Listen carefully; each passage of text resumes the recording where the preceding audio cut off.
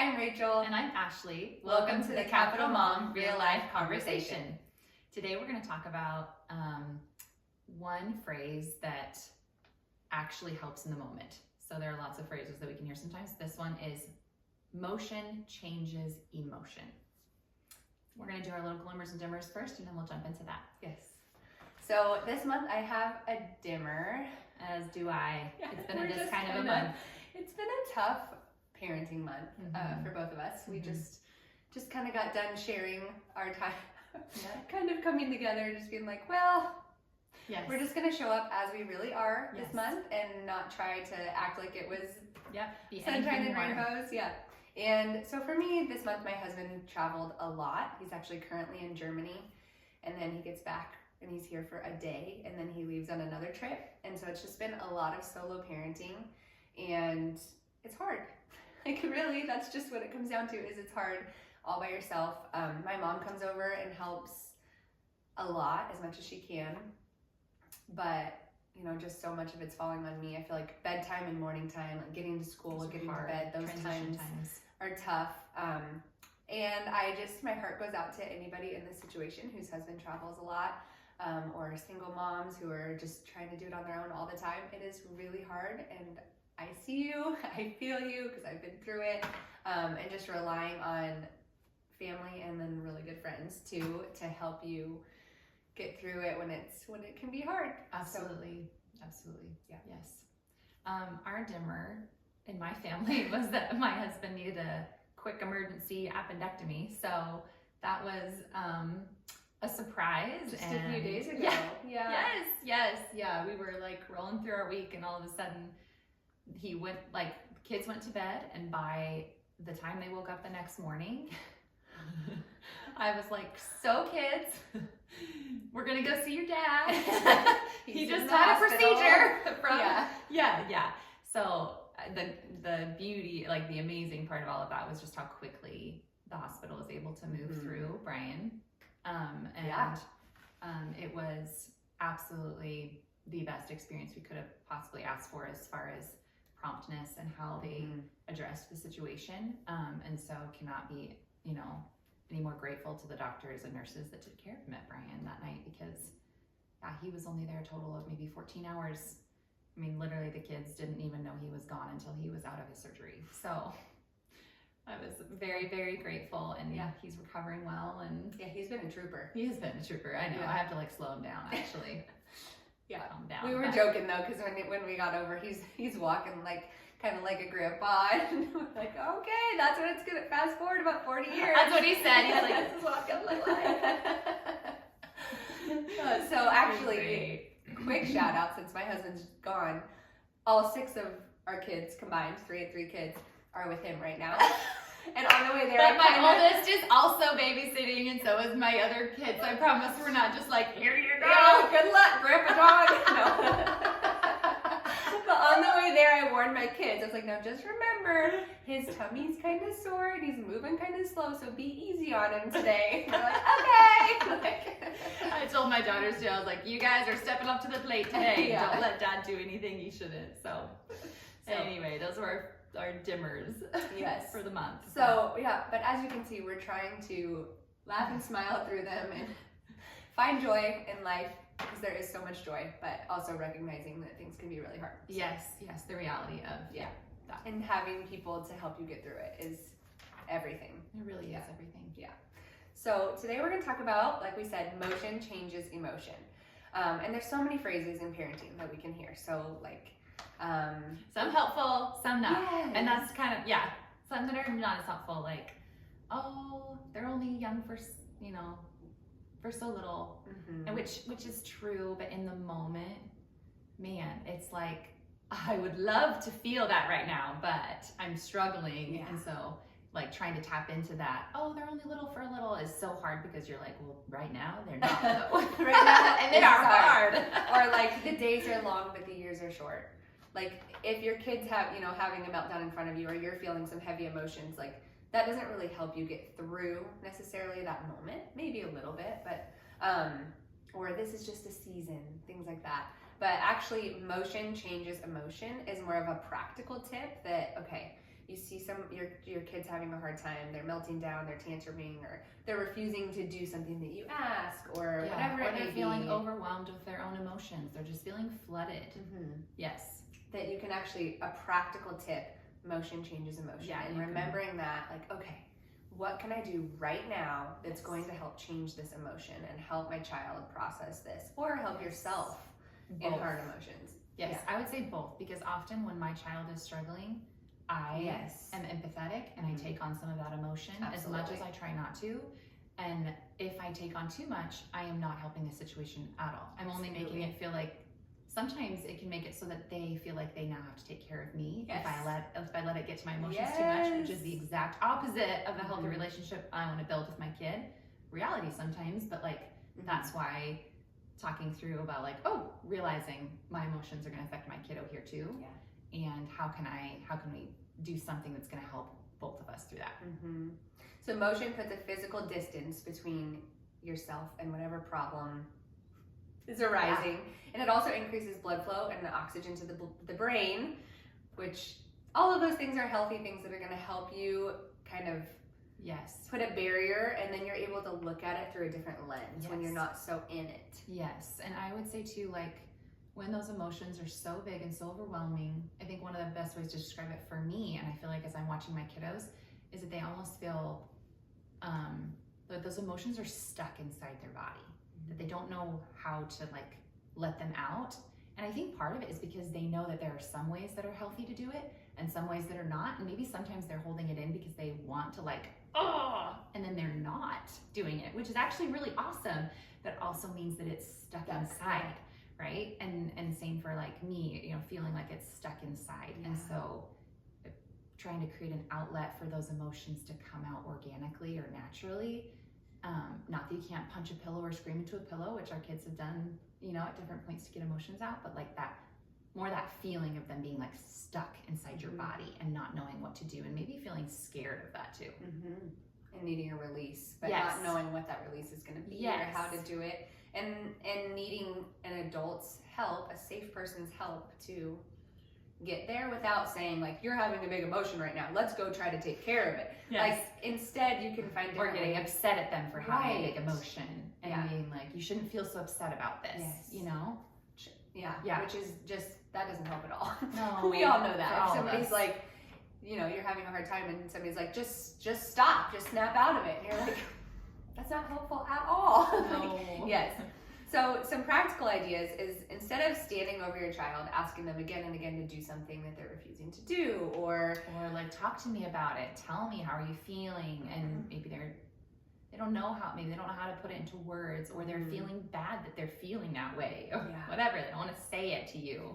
And we don't want to just we don't want this episode to be about like, here are different options of things you can do to, you know, like go on a walk, go on a bike ride. Like, you guys are smart. You know that there's things that you can do. Absolutely. So we don't want to just like, we're not here to just tell you what to do or like throw a bunch of ideas that you're already aware of. Yeah, exactly. Exactly. Yeah.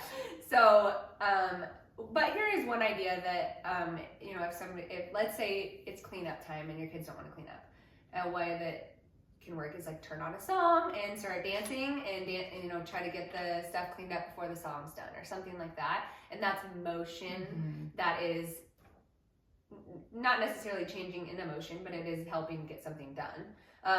If your child's stuck on a homework assignment, take a break and go do something physical and come back to it.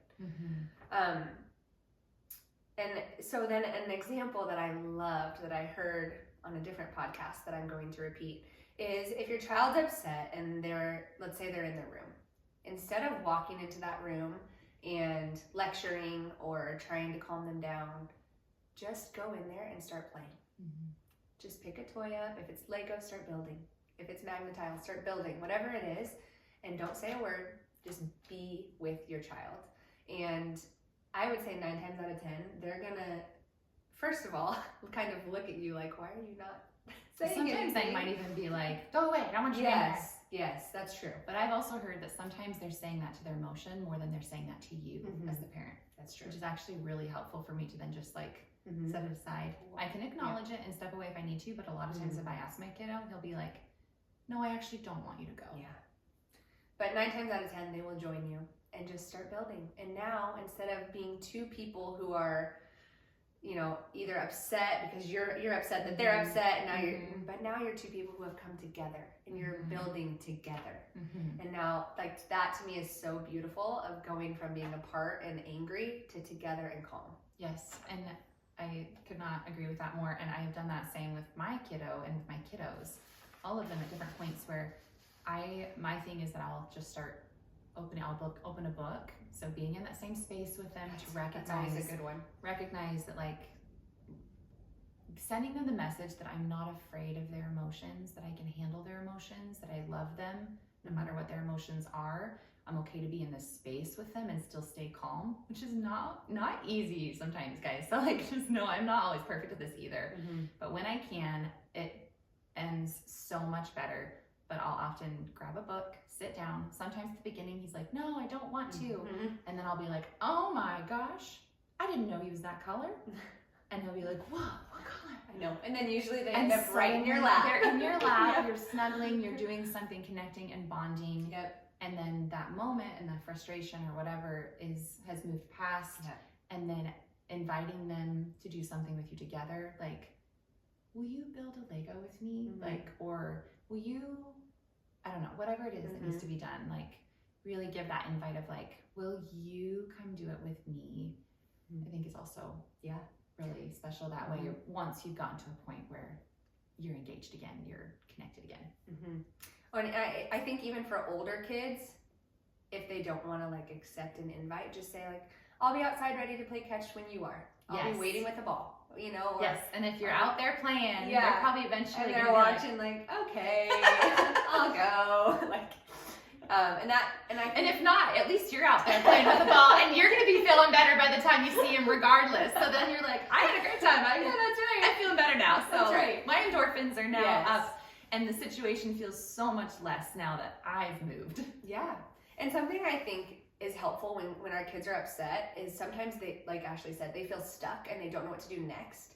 So if you give your kids a small task, like, hey, will you go grab a ball and then meet me outside?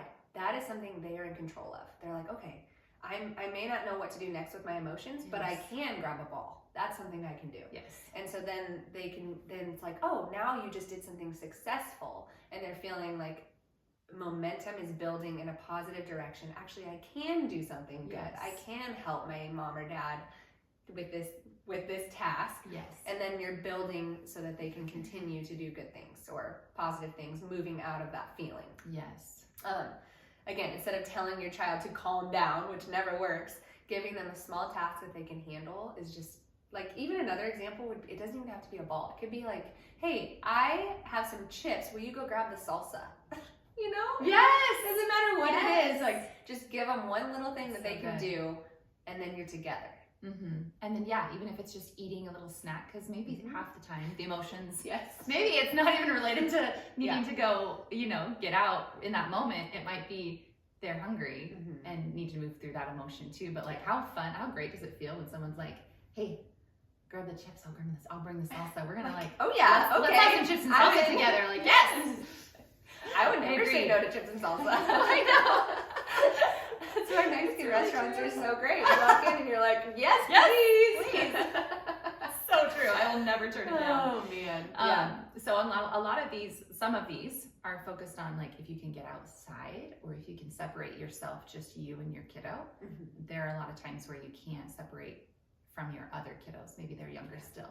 You can't get out of the house with them, but you're still wanting to connect with your kiddo and help regulate that nervous system.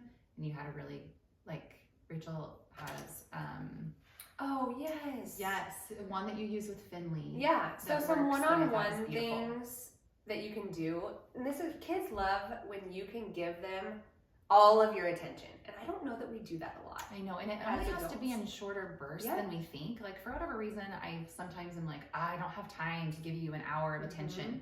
But actually 10 minutes of, like, undivided attention, even like a wildly changes. Yes, or even 5, like, it's undivided the attention. Other morning, I was home with Finley alone. I was in the middle of folding laundry and she just wanted me, And so she was laying on the floor, and I just like looked right at her, and I was like running with her legs and like throwing her legs up by her head, and she was just laughing and like again, and you know, just like, I'm not a big tickler, but I'll like do a little one, and she's laughing. I'm not much of a wrestler. Yeah, myself. but those kind of intense physical moments where it's not actually intense, but they feel that like intense love, I guess. Yeah. Can be huge connecting moments where they feel like, oh, my cup is so filled up by my mom, and like they almost don't even need you for a little bit after that because you filled it up so much. So some other things I've done, something that works really well to calm down all my kids really, and they learned this in preschool, so shout out to preschool, but it's just taking your finger and rubbing it along their fingers, and I'll do both hands. I'll do one hand and then I'll do the other hand. And if they are upset, by the time I get done with that second hand, it is like magic. Like they're just like so much more calm. And I'm like, that took what, 10 seconds to do? And but you're probably like looking right at them, giving them that like full attention while you're doing it. So there was a time we were trying to go on a family bike ride. Brecken's on his bike, Ellie's on his bike, and Finley has to go be pulled on the bike trailer, and she wanted to ride a bike. Well, she's 2. So she can't keep up. So we're trying to get her in the bike trailer, and she's just like, fighting it. And so I just stopped, and I did that. I just stopped, and I rubbed her fingers. And then when I was done, she was like, I'm ready. That was amazing. Like literally magic. So that's a good tip. Another one is the same kind of thing. Singing a song with your kids, and I'm going to sing you a song. I saw this on Instagram. So it's like a mom who sings songs and like is like, teach these to your kids. But my kids love this song and they feel so connected. So if you have young kids, go for it. I'm just gonna sing. Get it. Okay, so it goes, one finger, turn, turn, turn. Turn into a worm. Worm, worm, worm. 2 fingers, turn, turn, turn. Turn into a bunny rabbit. Hop, hop, hop. 3 fingers, turn, turn, turn. Turn into a kitty cat. I don't know which way it goes, but meow. 4 fingers, turn, turn, turn. Turn into a butterfly, flutter, flutter. And then this is the best one. 5 fingers, turn, turn, turn. All little kids will love this. Turn into a dinosaur, roar! And like, again, 30 seconds of time, and they feel their cup is filled up. Yeah. And that is, I just think that those little moments of like finding time to connect, and it doesn't have to be hard, but like sing one song, and then they're just like, like they're feeling, I think sometimes it's just having it in your back pocket. Like sometimes it's like, there are times where I feel like my tool belt is super full and I'm feeling great. So like whatever's coming at me, I'm like, I got this tool. That's so true. And then there are times where I'm like, I must have left my tool belt at home because I've got nothing today. Like I know I'm capable, but today my tool belt is like shoved under some bench and I don't know where it is, and I need to like restock it again, or you know, or maybe those tools need to change because my child's age has changed, or the situations have changed. But like, I love that analogy. That's so good. Well, like I just do. I feel like sometimes I'm like, I got a good handle on this, and then other times where I'm like, I don't. And it's not that we're not capable, but I do think it is so good to have little reminders and then pick new tools that go in your tool belt, or like refill it. Like sometimes we just like scatter them because we're using them, and then we need to like refill it back up, and then we can, you know, in those moments it's really hard to be creative on the spot when emotions are high.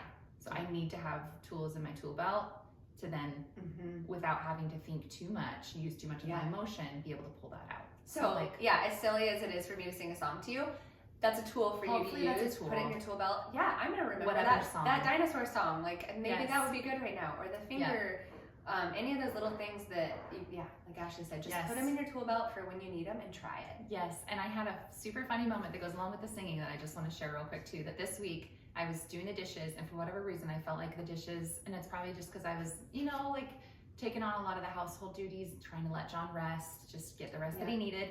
But the dishes, for whatever reason, took so long, and I was so annoyed. And I was just like, I'm gonna do this, I'm gonna get it done. We're gonna get it. I'm like, and I was just like possibly trying to like work through my emotions. Yes. Like, I don't want to be in front of the sink anymore. Yes.